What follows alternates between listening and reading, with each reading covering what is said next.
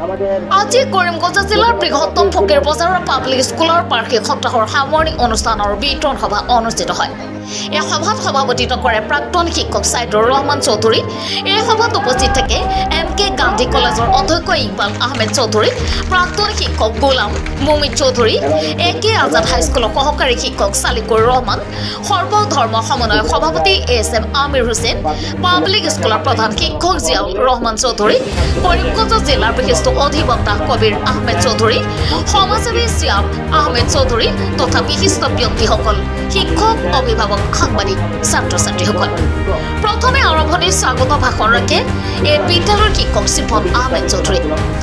কবিৰ আহমেদ চৌধুৰীয়ে কয়, শিক্ষা প্ৰতিষ্ঠানবোৰ হ'ল মন্দিৰ, মছজিদৰ সমান। এজনকৈ বাকী অতিথিসকলে শিক্ষাৰ ক্ষেত্ৰত ছাত্ৰ ছাত্ৰীসকলে বিদ্যালয়ক গুৰুত্ব দিবলৈ আহ্বান কৰে। ইয়াৰ পিছত 3 দিন ধৰি পালন কৰা সাপ্তাহিকৰ পুৰস্কাৰ বিতৰণ কৰা হয়। ৰিপৰ্ট আমাৰ আশা।